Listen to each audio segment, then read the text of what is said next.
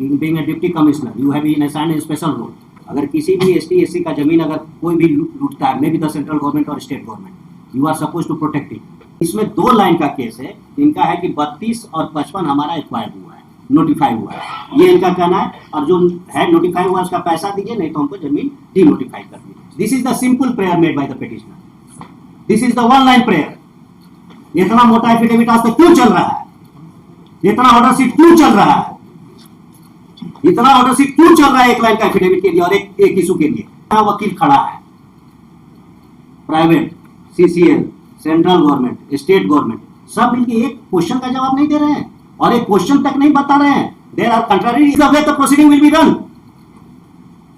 1 line का affidavit होता है, 1 लाइन का होता है। अब जो चीज नोटिफिकेशन से क्लेरिफाई हो सकता है वो एफिडेविट कैसे क्लेरिफाई करेगा? भूअर्जन का नहीं तो सीसीएल का है। सीसीएल का है तो सेंट्रल गवर्नमेंट करता है। सेंट्रल गवर्नमेंट तो बोल ही दिया है कि स्टेट गवर्नमेंट का अथॉरिटी कोई काम का नहीं है। आपके एफिडेविट पर कोई भरोसा नहीं है। एनएचआई तो यही बोल रहा है। एक केस में आपको हम डायरेक्शन इशू किए हैं, मिल गया डायरेक्शन ना। एनएचआई का पूरा मेजरमेंट कीजिए, क्योंकि उसमें हमने बोला है कि being a deputy commissioner you have been assigned a special role because it's a fixed schedule tribe का लैंड है। You are not only guardian, you are protector of the land. अगर किसी भी एसटी एससी का जमीन अगर कोई भी लूटता है, may be the central government और state government, you are suppose to protect it. इसलिए मैंने आपको डायरेक्शन दिया है, आपको मिल गया होगा कि यूँ आप वो पूरा आप मेजर कीजिए। अगर किसी भी एसटी जमीन को या कोई भी शेड्यूल एरिया है, किसी भी जमीन को अगर किसी ने यूटिलाइज कर लिया, may B the central government, may B the state government, in this case central government, then you have a right, you have a duty to protect it being the holder of the post of DC. Special duty है ना, CNT में आपको provided है ना, you are a necessary party है ना, तो आपको प्रोटेक्ट करना है ना, कंप्लाइंट करिएगा ही, but you have to protect it, mind it. तो यहाँ पर ये आ रहा है तो बोल रहे हैं, लेकिन ये सेंट्रल गवर्नमेंट का जो नोटिफिकेशन है इसमें बाउंड्री एबीसीडी करके दिया है, कहाँ समझ में आ रहा है? Line passes through the common boundaries of the, इसके साथ एक कोई स्केच तो पक्का होना चाहिए, which has been truncated affidavit has been filed before. ये ट्रंकेटेड एफिडेविट आइए जो है prima facie APS line passes through G plot number so and so, तो इसके साथ मैप तो जरूर होना चाहिए। That map has been suppressed from by the petitioner. This is OBS. आप दिए हैं, अभी तो हम आएंगे, प्रोसेस को हमको फॉलो करना है। तो पहले हमको ये समझना है कि ये नोटिफिकेशन होगा, ठीक है, इसके बाद फाइनल नोटिफिकेशन कहाँ है? क्योंकि ये जो केस बना रहे हैं, ये केस बना रहे हैं कि हमारा जो प्लॉट नंबर 55 में मेरा जो लैंड है, अब जो केस बना रहे हैं, that has been notified may B the CCL. हम पहले तो समझे केस को, समझने के लिए ईबीएफ वही पूछे थे। एनएचआई ने बोला कि भाई हमने सामने में प्रेजेंस में नापी नहीं हुआ, हमने नपवा लो। Who is the record keeper? State. आपके पास है पूरा मैप, कौन नाप देगा आपके अलावा? किसकी क्षमता है नापने की? किसके पास अथॉरिटी है? रिकॉर्ड कीपर कौन है? Only and only the state government, none else. You have to protect the right of your citizen, you have to protect the right of your riser. कोई आगे कुछ नाप के चल देगा? They have to take help from you. आप ही के रिकॉर्ड से नहीं चलेगा, सेंट्रल गवर्नमेंट तो अपना रिकॉर्ड लेके नहीं ना आ जाएगा। आप ही का है, आप 7 शेड्यूल में चले जाइए कॉन्स्टिट्यूशन का, वो तो कंकरेंट लिस्ट में नहीं ना है, स्टेट लिस्ट में ना है। तो you have to utilise your power for protecting, of course not for obstruction, but for protecting the interest of the riser, whoever may be. तो ये लोग केस बनाने का कोशिश कर रहे हैं, मैप को सप्रेस किया गया डेलिबरेटली, कि पहले जो केस किए वो ठीक है कि भाई सीसीएल में जो रूल्स है, हालांकि CCL is involve, no state is not involve, लेकिन स्टेट को बाद में इन्वॉल्व किया जा रहा है कि सीसीएल में जो रूल्स है कोल बिल्डिंग एरियाज में, अगर अप्रोप्रिएट प्रोविजन देखिएगा उसमें भी ध्यान दीजिए, उसमें भी काफ़ी सारा केसेस हमारे पास आ रहा है। I have called you to resolve the so many problems, you are aware of the so many problems. ये आपका जो एक नया सर्वे कर लिए हैं, अनाबाद बिहार ऐसा लिखे हैं आप, मालूम है कितना हैवोक के लिए क्रिएट हो रहा है हमारे गरीब जनता के लिए, भी आप अवेयर हैं। You have a practical experience being a DC, तो you are suppose to resolve the issue, not to harass the citizen. गरीब जनता को तो तंग करने के लिए आपको पावर नहीं दिए हैं। You must be conscious of your power and utilization of power. CCL में साफ है कि कोलबेरी एरिया में सेंट्रल गवर्नमेंट के पास पावर है, चाहे NHAI में सेंट्रल गवर्नमेंट के पास पावर है, ना NHAI के पास पावर है, ना CCL के पास और BCCL के पास पावर है. Acquisition either by consent, by agreement, पहला क्लॉज है बाई एग्रीमेंट. बाई एग्रीमेंट हो गया तब मामला खत्म हो गया. लेकिन कंपलसरी एक्विजिशन है, अगर वो एक्विजिशन कर दिया, अगर कंपनसेशन बाई एग्रीमेंट नहीं हो सकता है, then adjudication is required, determination is required. उसके लिए एक ट्रिब्यूनल बना हुआ है हेडेड बाय द रिटायर्ड जज of high court. That matter has to be placed before the, because he is the only competent, that tribunal is only competent to decide the tribunal. तो इसमें क्या methodology है कि जब भी होगा, जो भी होगा, पैसा तो डिपॉजिट हो जाएगा, जो भी वो प्रपोज करते हैं वो डिपॉजिट हो जाएगा, इनहांसमेंट का अपना केस चलते रहेगा. उसको वो विड्रॉ कर सकता है, नहीं कर सकता, विड्रॉ कर सकता है, subject to the result of the determination by the tribunal. यही होता है, लेबर लॉ में भी यही होता है. ग्रेचुटी जमा कर दीजिए, बाकी लड़के कम बेसी ले लेगा, यही ना है. ये रेफरेंस वाला सब इशू है, it has to go before the tribunal. तो मान लीजिए इस केस में जो भी है 1.06 एकड़ का जिसने एक्वायर किया होगा, इसका पैसा जमा हुआ होगा, वही होगा.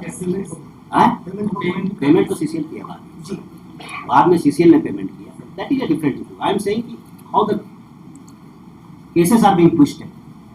तो जब भी आपके पास पैसा आ गया, you have to offer it to the, आपके पास तो नहीं आना चाहिए पैसा, किसके पास आता है? प्रैक्टिकल आप लोग चला दिए हैं.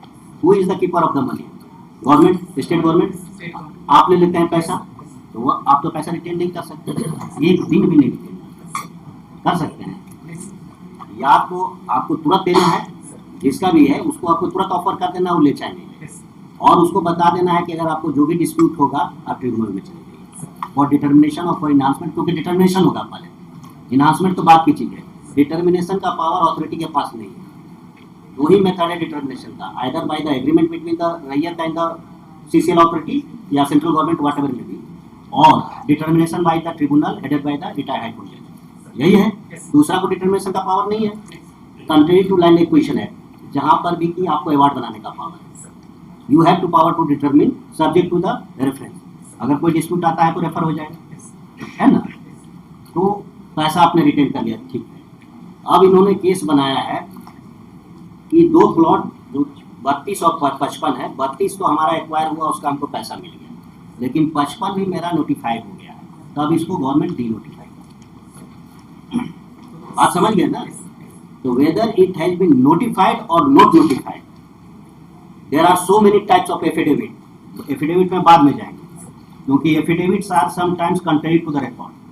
अगर contrary to the record affidavit है, then I have to go for the inquiry and false affidavit का केस करना पड़ेगा. Then I will be landing in the area of false affidavit. बात समझ रहे हैं ना. अगर it is contrary to the record, record तो हमको दो ही चाहिए. वन है पहला नोटिफिकेशन इंटेंशन, और दूसरा है फाइनल नोटिफिकेशन. दोनों कंप्लीट होना चाहिए. Showing what land has been intended to be acquired और what land has been actually acquired. ये चीज हमारे रिकॉर्ड में नहीं है. Affidavits are so many but final notifications are not. ये तो CCL को करना चाहिए, लेकिन CCL भी नहीं कर रहा है. They are the record keepers. या तो CCL भी नहीं है, central government is the appropriate authority. Central government को पार्टी नहीं बनाते हैं. Is the central government party? है? तो गवर्नमेंट ऑफ इंडिया पार्टी, तो क्यों नहीं आप इस चीज को रिकॉर्ड पर ला रहे हैं? इसका नीचे देखा जाएगा, नेवलिया का दिया हुआ है कि 24, 31, 32, 55 हाँ. 4 प्लॉट मिला के हमको 15.68 हाँ. 15.38 और 15.38 जो इनका है, जो सेंट्रल गवर्नमेंट की तरफ से दिखा रहे हैं, ये पूरा मिल रहा है. तो ये रिकॉर्ड पर कहाँ है? इसी को कंफ्यूजन क्रिएट किया जा रहा है. इसको फाइल करवा देते हैं. वही तो आपको बार बार बोल रहे हैं कि पेटिशनर एक कंफ्यूजिंग एफिडेविट देता है. पेटिशनर इतना मोटा हो गया है हमारा, 2 लाइन का केस नहीं है, 2 लाइन का केस है, 2 नोटिफिकेशन. तीसरा नोटिफिकेशन का रिक्वायरमेंट नहीं. If as per notification land has been acquired, payment has to be paid. Process चलेगा. अगर land as per notification acquire नहीं हुआ, यूटिलाइज हो गया, यहाँ दोनों केस में नॉट एक्वायर्ड बट यूटिलाइज. तो जहाँ लैंड यूटिलाइज हो चुका है वहाँ तो भी आपको कंपनसेशन देना पड़ेगा. तब हम मेजरमेंट में जाएंगे. It's a case of demarcation. हम मेजर करवा लेंगे. अगर land has been actually utilise, then you have to go through the process और कंपनसेशन आपको देना पड़ेगा, देना ही पड़ेगा. यही दो चीजें. इसमें 2 लाइन का केस है। इनका है कि 32 और 55 हमारा एक्वायर हुआ है, नोटिफाई हुआ है, ये इनका कहना है। और जो है नोटिफाई हुआ उसका पैसा दीजिए, नहीं तो हमको जमीन डिनोटिफाई कर दीजिए। This is the simple prayer made by the petitioner, this is the 1 line prayer. इतना मोटा एफिडेविट आज तक क्यों चल रहा है? इतना ऑर्डर सीट क्यों चल रहा है? इतना ऑर्डर सीट क्यों चल रहा है एक लाइन का एफिडेविट के लिए और एक इशू के लिए? क्योंकि रियल इशू है, हम लोग को यहां टहलाया जा रहा है। Whoever may be, all the side, you are equally responsible. You are supposed to point out कि कहां रावण का नाभि कहां है, कौन बताएगा? ज्वाइंटली जो है हमारे सीसीएन के लिए और डिस्ट्रिक्ट कि हमको आपसे मतलब नहीं है डीसी साहब, इतना यहाँ वकील खड़ा है, private, CCL, central government, state government, सब मिलके एक क्वेश्चन का जवाब नहीं दे रहे हैं और एक क्वेश्चन तक नहीं बता रहे हैं। There are contrary the way the proceeding will be done. एक लाइन का एफिडेविट होता है, एक लाइन का होता है। अब जो चीज नोटिफिकेशन से क्लेरिफाई हो सकता है वो एफिडेविट कैसे क्लेरिफाई करेगा? The thing which has to be clarified by the affidavit. अरे हमने नोटिफाई किया है कि नहीं किया है, एक्वायर किया है कि नहीं किया है, इसका एक ही मात्र हो सकता है, नोटिफिकेशन, नन एल्स। हम आपको नहीं बोल रहे हैं हम लोग का रोल ही लिमिटेड है। कि हम उसकी नहीं बात, हम प्रोसेस की बात कर हाँ, रहे प्रोसेस की हैं। बात और है। दिक्कत क्या है कि हर जगह डीसी इन्वॉल्व है इन द प्रोसेस में। डीसी इन्वॉल्व है कि he is the record, yes yes definitely. You are the record keeper. तो आप नेसेसरी पार्टी हैं हर केस में। शेड्यूल 5 के इलाका में ये आप सीएनटी के तहत भी जानते हैं। You are the necessary party in all land cases जहां पर भी इन्वॉल्वमेंट आ जाता है। सिविल सूट में तहिए है, 71 में है ये है, और यहाँ भी हो जाइएगा। दिखाओ जहाँ लैंड एक्विजिशन का मैटर आ जाएगा डीसी का, हमको DC means your office, maybe through land acquisition, maybe CEO और additional collector, whatever may be, they are all controlled by you. तो हमको वहाँ से प्रॉपर हेल्प चाहिए so that there should be no confusion. Any confusion created by authority has to be nullified. The petitioner has to be nullified at the first instance. और यही हम बार बार की सरकारी वकील को भी बोल रहे हैं कि कम प्रिपेयर, पहले घर में बैठ के एक दिन सोच लीजिए, 1 घंटा सोच लीजिए, 1 मिनट सोच लीजिए कि where is the real dispute. हम बार बार बोल रहे हैं कहाँ रियल डिस्प्यूट, वो पॉइंट आउट कीजिए, केस खत्म हो जाएगा। अदरवाइज ईयर्स टुगेदर बहस करते हैं, देख रहे हैं ना। अब खोजने जाएंगे तो हमको एक नहीं मिलेगा, हम इतना खोजने में मास्टर नहीं है। एफिडेविट पर एफिडेविट है, और एफिडेविट क्या है फिर आपको बता रहे हैं। अब केस क्लोज कर रहे हैं आज के लिए, 2 हफ्ते के बाद डेट देते हैं। इनका पिटिशनर का केस है कि ये 2 प्लॉट नोटिफाई हुआ, ये 2 प्लॉट मेरा है और हमको कंपनसेशन मिलना चाहिए। आया, खाली एफिडेविट चल रहा है, आया कि भाई आपका 32 नंबर में 1.06 एकड़ एक्वायर किए हैं, इसका पैसा देंगे। हुआ कि पैसा स्टेट गवर्नमेंट के पास जमा है, तो कोर्ट ने सिंपैथेटिक व्यू देते हुए कि 90+ की लेडी है, तो हुआ कि भाई आप पैसा दे दीजिए, बाद में स्टेट से एडजस्ट कर लीजिएगा, दी जाता जस्टिस वी हैव डन। लेकिन डिस्प्यूट फिर वही एक्वायर क्या हुआ, which is clarified only and only by the notification, non. और अगर कंफ्यूजन आता है कि नहीं भी नोटिफाई हुआ है बट यूटिलाइज हो गया है, अगर ये हमको कंप्लेन आता है, ये आता है, हो जाता है कि हमारा नोटिफाई नहीं हुआ बट यूटिलाइज हो गया, तो ना हम आपको डायरेक्शन देते हैं मेथड में, डिमार्केशन। यही तो काम हम कर सकते हैं। तीसरा से तो हमको लेना देना नहीं है, तीसरा जगह हमको दिमाग भी नहीं लगाना है। बाकी अथॉरिटी बैठे हुए हैं, अगर डिटर्मिनेशन की बात होगी तो ट्रिब्यूनल बैठे हुए हैं, जो भी है बैठे हुए हैं। ये एक लाइन का हमको ऑर्डर पास करना है, 1 मिनट का काम है। देख रहे हैं how the time of the high court has been wasted, how the time of the high court has been wasted. Sir हम लोग उठाने में तकलीफ होती है, इतना जरूरत ही नहीं था हम लोग का बहुत छोटा है स्टेट। मैं ये बोल रहा हूँ, ये जो नोटिफिकेशन है किसी ऑफ दी सेटलमेंट, अब हमको नोटिफिकेशन से मतलब नहीं है। हम एक चीज, हम अभी एडजमेंट सुन को लीजिए, हम अभी एडजमेंट कर रहे हैं, हमको नहीं एफिडेविट से मतलब है। उस आईए का आप एक रिप्लाई फाइल कीजिए, बात क्लियर होगी। Everything in black and white, there can't be any dispute, no dispute can be raised. Central government को बोला जाए, सेंट्रल गवर्नमेंट फाइल कर दिया, क्या चीज, एफिडेविट मैप बना के फाइल कर दिया। मैप बना के नोटिफिकेशन ना होगा, आपके मैप का क्या बना, हमने जो गवर्नमेंट ऑफ इंडिया का जो मैप आया उसको फाइल कर दिया। नोटिफिकेशन का पार्ट होना चाहिए। हाँ, नोटिफिकेशन में डिस्क्रिप्शन है, पॉइंट ए से कैसे कैसे जाएगा, मैं हाँ। बाउंड्री वाल किया था। ये पर्टिकुलर लैंड जो 1.306 एकर्स है स्टेट को दे चुके थे, बोल के हम लोग डिस्प्यूट कर रहे थे, लॉर्डशिप सेड हम लोग इनको दे दिए। और 55 ये चीज क्यों नहीं क्लेरिफाई की था आज तक? इतना मोटा एफिडेविट क्यों हुआ? लॉर्डशिप स्टेट भी अपना एफिडेविट नहीं, क्यों हुआ? हम इतना मोटा एफिडेविट की बात कर रहे हैं, क्यों हुआ? अगर एक लाइन का केस था तो इस आईए का रिप्लाई सब फाइल कीजिए। I am concern with only, हम इतना नहीं देखने जा रहे हैं। आईए का रिप्लाई फाइल कीजिए। इशू इज नोन, एक लाइन में ऑर्डर पास करेंगे। इज नॉट नोटिफाइड, तो डी नोटिफाई करने का कहाँ कंसेप्ट है? जी आप डी नोटिफाई के लिए भी तैयार हो गए हैं? डी नोटिफाई कहाँ है? आप ऑर्डर शीट में ऑर्डर कैसे दिए डी नोटिफाई करने के? We said that it has not been notified. तो आप ऑर्डर कैसे दिएगा? आपकी डी नोटिफाई का प्रोसेस चलाइए। यूनियन ऑफ इंडिया को डायरेक्शन आ गया। हाँ तो होता है ना, क्यों डी नोटिफाई करने के लिए होगा भाई? प्रोविजन जब नोटिफाई नहीं हुआ तो एंड कोल बेरी खाली कंफ्यूजन, और एक्विजिशन के बाद अभी डिनोटिफाई होता नहीं। वो एक अलग चीज है। और फिर कानून की बात करते हैं ना, ये काम के छोड़ दीजिए सीनियर एडवोकेट बड़ा बड़ा वकील के लिए। नहीं हम तो आप सीधा सीधी फैक्ट पर रहिए, उसी का रिक्वायरमेंट है। बड़ा बड़ा फिलोसफी की जरूरत नहीं है। हम लोग का रूल बहुत हाँ तो फिलोसफी का फिर रोल की बात कर रहे हैं। हम लोग we will provide full assistance. बस DC is the record keeper. हां, जो बोला जाएगा उस पर हम लोग प्रोवाइड कर देंगे। करना ही है। बस हमको उतना ही चाहते हैं कि there should be no confusion, और कंफ्यूजन को क्लेरिफाई करने की क्षमता या कैपेसिटी सिर्फ और सिर्फ डीसी के पास है, because he is a record keeper. और सारा चीज नोटिफिकेशन से कवर्ड है, प्रोसेस से कवर्ड है। कंफ्यूजन कहाँ हो सकता है? डिस्प्यूट कहाँ हो सकता है? नोटिफिकेशन में कोई डिस्प्यूट नहीं हो सकता। डिस्प्यूट हो सकता है कि बियॉन्ड द नोटिफिकेशन यूटिलाइज हो जाएगा तो डिमार्केशन का केस हो जाएगा। डिमार्केशन का केस होगा तो अगेन एक्विजिशन जाएगा, जो भी होगा। तो जो लेकिन हम एक्वायर ही नहीं किए, एक्विजिशन के प्रोसेस में ही नहीं आया, उसको डी नोटिफाई करने का कहाँ सवाल होता है? और हमको रोज बहस हो रहा है, क्योंकि सामने तो आएंगे नहीं वकील साहब कि रोज बहस कर रहे हैं कि ई एफिडेविट देखियो, क्या एफिडेविट से फैक्चुअल मैट्रिक्स चेंज कर जाएगा? नोटिफिकेशन चेंज कर जाएगा? और अगर नोटिफिकेशन चेंज हो रहा है, it is a case of false affidavit. The officers has to go behind the bar.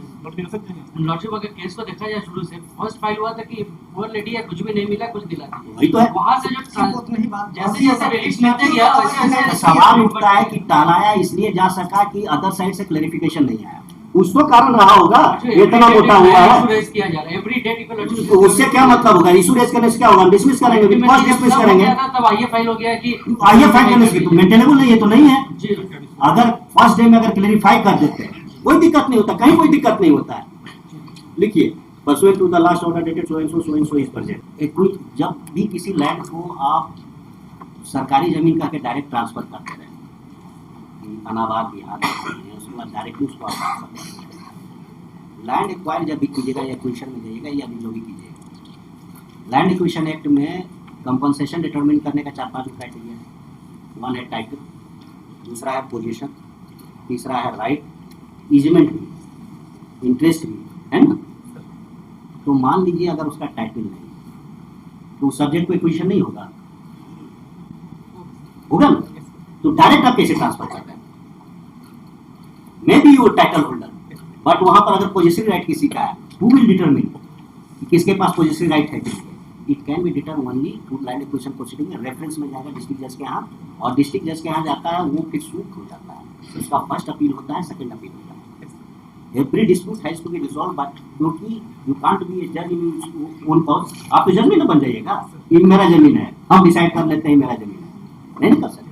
There has to be a neutral adjudicator, और न्यूट्रल एडजुडिकेटर को बनाया हुआ है लैंड एक्विजिशन एक्ट में। और parameter of determination of compensation is not only title. आप state कर सकते हैं कि I am the title holder, maybe disputed, लेकिन you can say so, but you can decide कि you are the title holder. मान लिया हमें फॉर द टाइम कि आप टाइटल होल्डर हैं, फिर भी वहां पर पोजीशन है, उसको तो मिले। अगर कोई और राइट अगर कोई क्लेम करता है, that has to be determined whether that right exist और not, who will decide? There has to be a forum, there has to be a forum. A forum has already been created under the land acquisition. एक तो नया आप लोग को नया concept आया, हम लोग भी रिजॉल्व करने के लिए पीछे से किसी जज ने किया होगा, रैयती मान्यता case. There is no law, there is no provision, लेकिन एक्विजिशन में ये जो न्याय अन्याय को कंट्रोल करने के लिए हम लोग ने एक प्रोसेस बनाया हमारे पूर्वजों ने कि रैयती मान्यता। ये क्या प्रोसेस है, क्या नहीं बना? रेंट फिक्सेशन डिफरेंट थिंग है। रैयती मान्यता ये लोग मांगते हैं, सीसीएल वाले मांगते हैं, इसलिए कि उसी के बेसिस पर कंपनसेशन पे करें। इसमें एक एक्स्ट्रा एक स्टैट्यूटरी प्रोसेस हम लोगों ने बनाया to give justice to the raiyat. जो भी हमारा लैंड लूजर है, सफर कर रहा है, पुअर सिटीजन, उसके लिए बना है, इसी के लिए बनाया है। लेकिन इन एनी केस अगर उसको रैयती मान्यता आप नहीं भी दीजिएगा, still he is entitled for compensation. How to determine that compensation? It can be only by reference. Either CCL होगा तो ट्रिब्यूनल करेगा, एनएचएआई होगा तो फिर रेफरेंस होगा, और बाकी सब लॉ में मोटा मोटी प्रिंसिपल सिविल कोर्ट है, प्रिंसिपल डिस्ट्रिक्ट जज, पीडीजे जो होता है वही है, उसके यहाँ भेजिए, रिजॉल्व द डिस्प्यूट। आप खुद देख रहे हैं कि कितना गरीब जनता तबाह हो रही है भाई, उसका घर उजाड़ दे रहे हैं, सब कर रहे हैं compensation. You are the protector. 5th schedule, 7th schedule और सीएनटी, इसमें डीसी को वो पावर है जो क्वीन एलिजाबेथ को हुआ करता है, and that power has been retained under the constitution।